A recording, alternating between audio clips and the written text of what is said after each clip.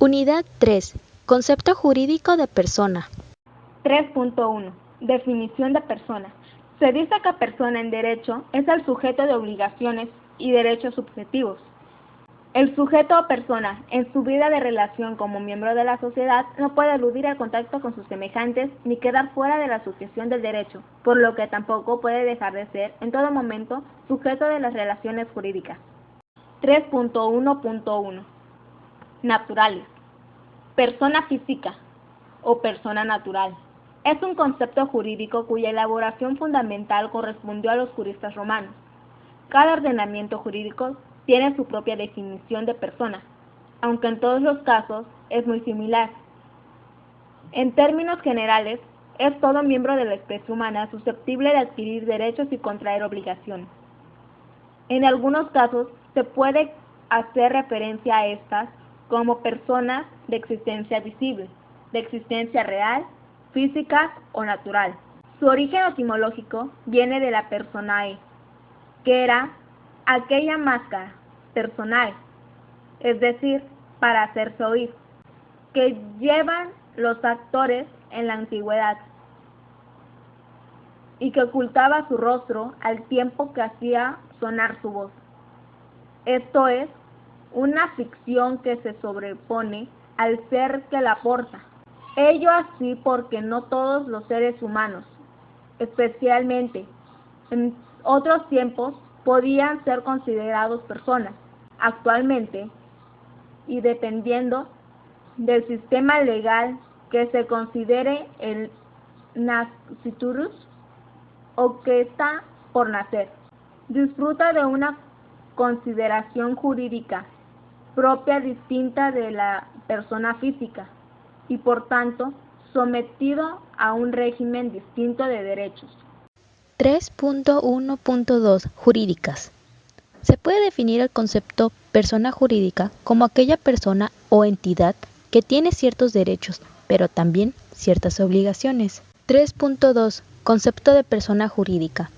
Se da el nombre de personas físicas a los hombres, en cuanto sujetos de derecho.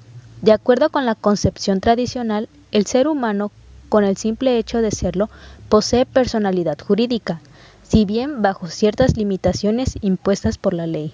3.2.1. Stricto sensu. Stricto sensu es una expresión latina que significa en sentido estricto o en sentido restringido. Suele ser muy usada en derecho y se opone a la expresión lato sensu. 3.2.2. Latus sensu. Latus sensu o sensu lato es una expresión latina que significa en sentido amplio y se abrevia S.L. Suele ser muy usada en derecho, tiene los mismos usos que la expresión sensu amplio y se opone a la expresión sensu stricto o strictus sensu. Se usa también en las ciencias biológicas en taxonomía. Se emplea lo mismo que su sinónima sensu amplio cuando para una palabra, nombre o expresión son posibles dos interpretaciones y una de ellas abarca la otra, para indicar que el término que acompaña debe interpretarse en el amplio de sus significados y no en el más restringido.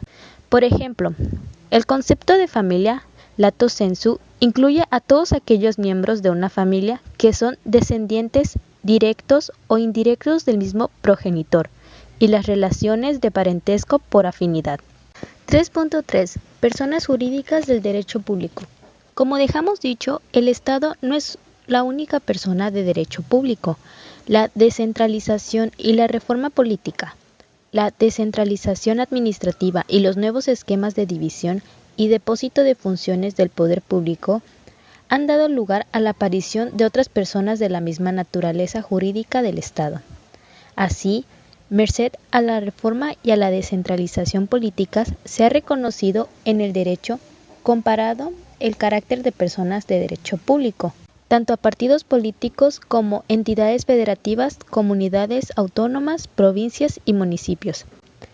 Asimismo, al impulso de las corrientes doctrinarias actualmente imperantes en el derecho constitucional, emergen en diversos países los órganos constitucionales autónomos cuya aparición pone en jaque a la antigua división tripartita de depositarios de poderes o de funciones, al agregar a los tradicionales órganos legislativo, ejecutivo y judicial, el electoral y el fiscalizador, así como al postular la plena autonomía de otras instituciones como la Banca Central, el Ombudsman y el Ministerio Público.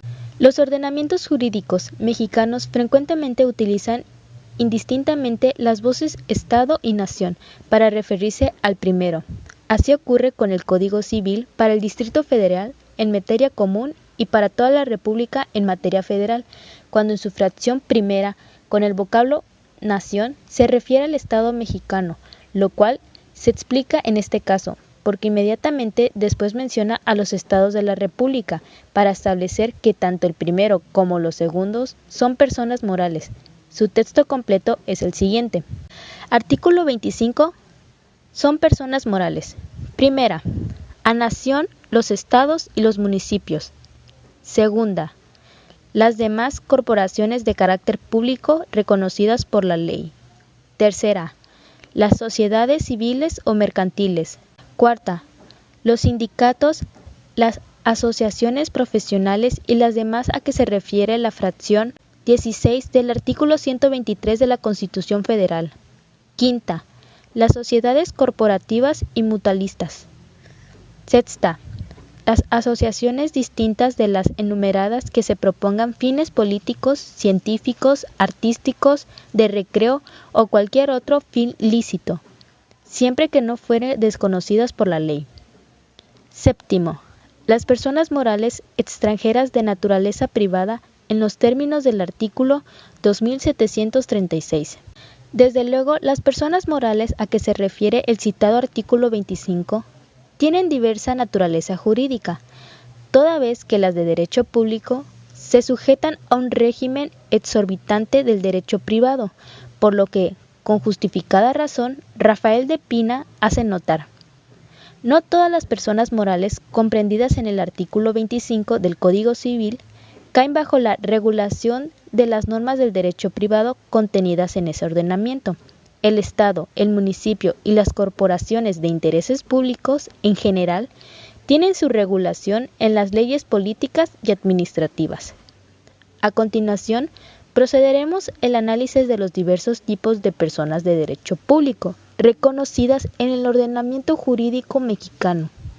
3.3.1. El Estado. El Estado suele definirse como la organización jurídica de una sociedad bajo un poder de dominación que se ejerce en determinado territorio. Tal definición revela que son tres los elementos de la organización estatal: la población, el territorio y el poder. El poder político se manifiesta a través de una serie de normas y de actos normativamente regulados, en tanto que la población y el territorio constituyen los ámbitos personales y espacial de validez del orden jurídico. Se ha dicho que la ordenación jurídica bajo un poder de mando es el elemento formal, mientras que la población y el territorio son los elementos materiales del Estado. Mas no hay que olvidar que lo mismo la población que el territorio hallace en todo caso determinado por el ordenamiento jurídico. 3.3.2 Instituciones del Estado. 3.3.3 Personas jurídicas del derecho privado. Asociaciones. A través de las asociaciones se realiza en el ámbito de lo jurídico la idea de colaboración humana.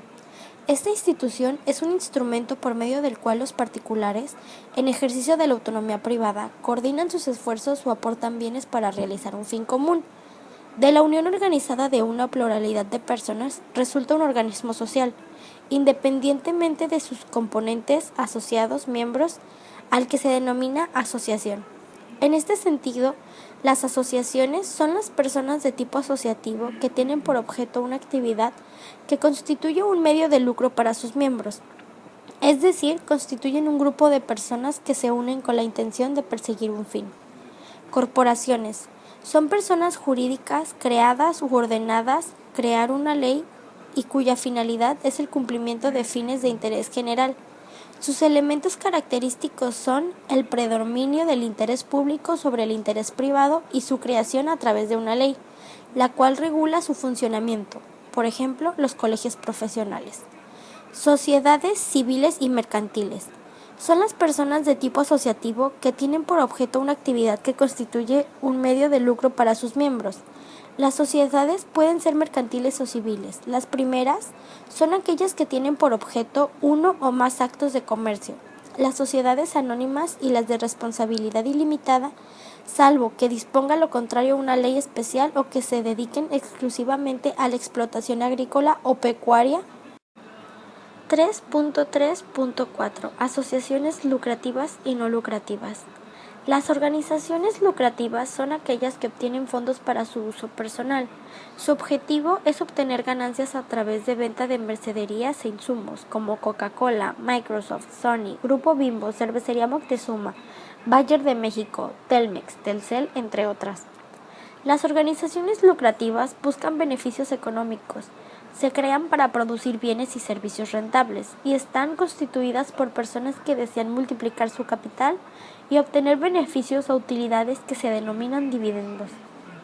Las organizaciones no lucrativas son aquellas que los fondos que recauda generalmente vienen de rifas, bonos, contribuciones de grandes empresas y donaciones, y son para los gastos e insumos. Se distribuyen a la sociedad, generalmente surgen por la falta de presencia del Estado, como Greenpeace, cuidado del medio ambiente, Caritas, combatir el hambre de la población, Cruz Roja, Médicos Sin Frontera, albergues, Teletón, Liconza, Banco Mundial, Pies Descalzos, etc. Las empresas no lucrativas buscan generar el bien común a cambio de la satisfacción de haberlo hecho. El caso de las empresas lucrativas, estas buscan realizar los servicios a cambio de ganar dinero en beneficio del propio dueño. Ambas organizaciones son indispensables para mantener una sociedad. Muchas necesidades esenciales no pueden ser garantizadas por organizaciones lucrativas. Por ejemplo, la mayoría de los ciudadanos no pueden pagar un servicio de seguridad y o protección privada. Sin embargo, todos son protegidos por igual por los órganos de la PNR, es decir, los productos y servicios de negocios, solo pueden ser adquiridos por aquellos que tienen solvencia económica para pagarlos, pero los productos o servicios de las organizaciones no lucrativas públicas están al alcance de toda la sociedad por igual. 3.5 Los entes colectivos. Persona moral. Entidad formada para la realización de los fines colectivos y permanentes de los hombres, a la que el derecho objetivo reconoce capacidad para tener derechos y obligaciones. Son personas jurídicas o morales: 1. El Estado. 2. Los municipios. 3. Los organismos públicos y demás entidades públicas a las que las leyes del Estado les reconozca personalidad. 4. Las sociedades y asociaciones civiles constituidas conforme a las leyes del Estado. Y 5. Las entidades públicas, privadas y sociales a las que el Estado reconozca personalidad jurídica. 3.5.1 Elementos de las personas jurídicas colectivas. En relación con los derechos de las personas morales, se puede decir que poseen los mismos atributos que las personas físicas, excepto el de estado civil. Nombre.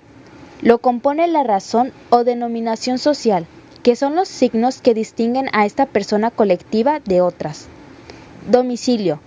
Es el lugar donde se establece el negocio o bien considerado como domicilio social. Nacionalidad. Sucede en territorio nacional.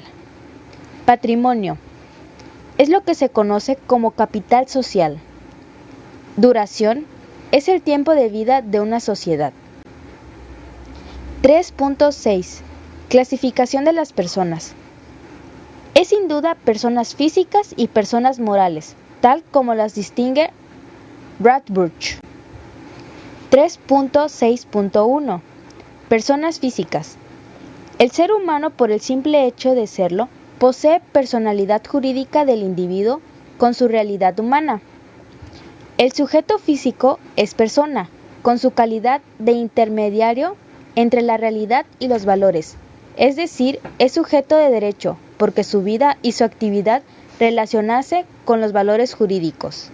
3.7 Atributos de las personas físicas son: 1. Nombre o signo individualizador de la persona.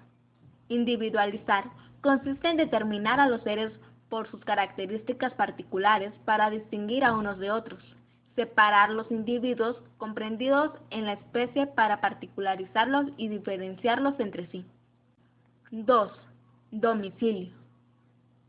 En términos amplios, es el lugar o círculo territorial donde se ejercitan los derechos y se cumplen las obligaciones. Constituye la sede jurídica y legal de las personas. 3. Patrimonio. Etimológicamente, la palabra patrimonio deriva del latín patrius manium. Indica el conjunto de bienes o riquezas que corresponden a una persona. 4. Capacidad de goce y de ejercicio. Puede ser natural o por nacimiento o legal para los extranjeros. Capacidad de goce es aquella que tenemos desde el momento de ser concebidos, mientras que la de ejercicio se alcanza con la mayoría de edad. 5. Nacionalidad. Es la cualidad nacional con adscripción de la persona a una nación determinada. Es el vínculo o relación del individuo sujeto de derechos con su grupo político. El derecho romano identificó a esta figura con el status civitatis. 6. Estado civil.